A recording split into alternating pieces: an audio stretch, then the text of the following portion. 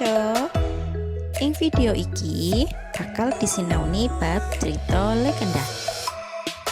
Nah, saka cerita legenda kuwi bakal sinau bab unsur intrinsik. Apa kuwi unsur intrinsik? Sopo sing ngerti?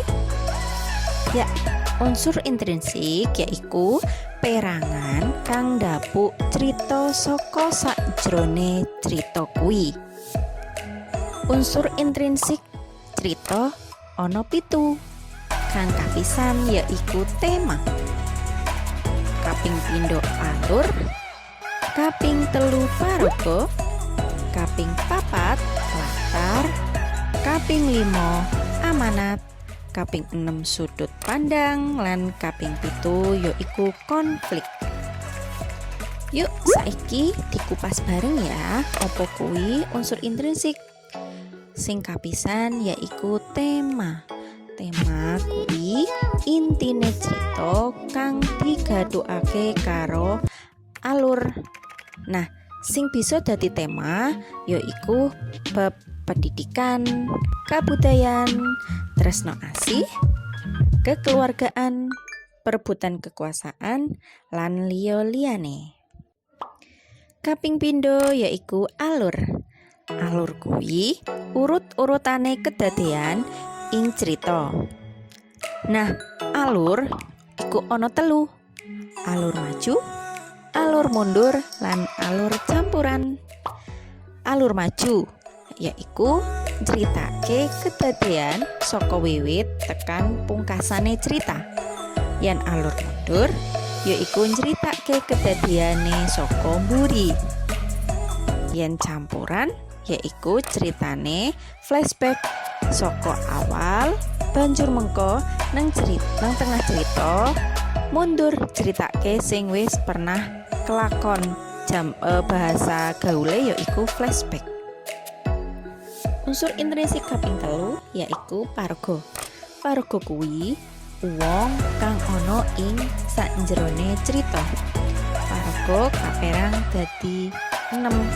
Yen miturut perange paraga ana 3 yaiku paraga utama, paraga tambahan, lan paraga figuran. Paraga utama yaiku paraga kang duwe sesambungan akeh karo kedadeane cerita. Biasane paraga utama iki wong kang sering muncul, wong kang sering jedul ana ing cerita. Yen paraga tambahan yaiku paraga kanggo geganep cerita lan arang metu ing cerita. Dadi ing paraga tambahan iki biasane dadi wong keloro sing muncule jarang. Nah, kaping 3 yaiku paraga figuran. Paraga kang dianakake kanggo nguripake swasana. Ning biasane paraga figuran iki ora ana dialoge. Dadi ming mlaku nang burine utawa dadi wong sing gek dodolan lan liya-liyane. Nah, paraga miturut watake ya uga diperang dadi 3. Ana paraga protagonis, paraga antagonis, lan paraga tritagonis. Paraga protagonis yaiku paraga kang pakartine apik. Dadi wong apik perane biasane.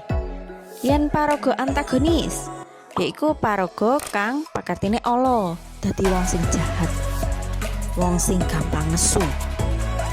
Nah, yen paraga tritagonis yaiku paraga sing bisa dadi koncone wong kang apik, bisa dadi koncone wong ala. Biasane watake yo nek dadi koncone sing apik paraga protagonis ya dhek watake apik. Nek dadi koncone antagonis ya dhek watake melu ala. Nah, paraga tritagonis iki bisa dadi penengah antarane protagonis lan antagonis.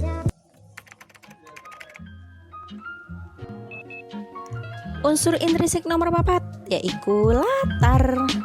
Latar uga ana 3, latar papan, latar wektu, lan latar swasana.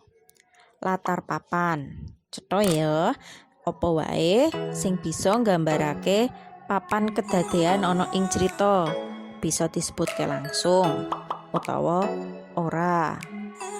Contone ana ing desa Trigodadi, iku berarti secara langsung. Lajeng latar waktu berarti kapan kedadian kuwi kelakon. Biasane ana sing gumathok yaiku jam 7 saumpama dina Senin utawane sasi Rejeb. Nek sing ora gumathok ya ana sesuk, biyen, dek semeno, kepungkur lan liya-liyane.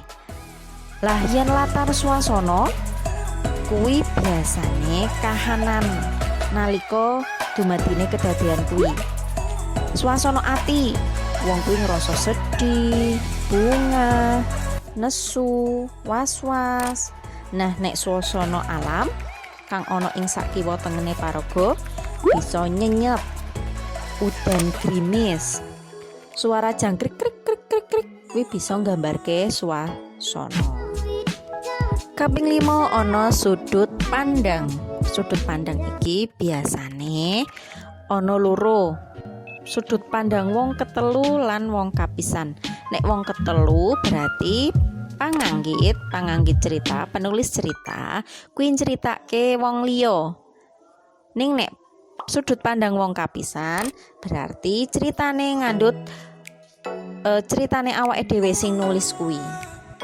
Unsur intrinsik sak banjure yaiku konflik. Konflik juga ana loro, konflik batin lan konflik fisik. Nek konflik batin kuwi kedadian ing batine paraga. Apa ya carane ki batin? Aduh kok kaya ngene rasane. Nah, kuwi konflik batin. Nek konflik fisik kuwi biasane kedadian antarane paraga siji lan liyane. Bisa uga nang kono padudon utawane gelut lan liya-liyane.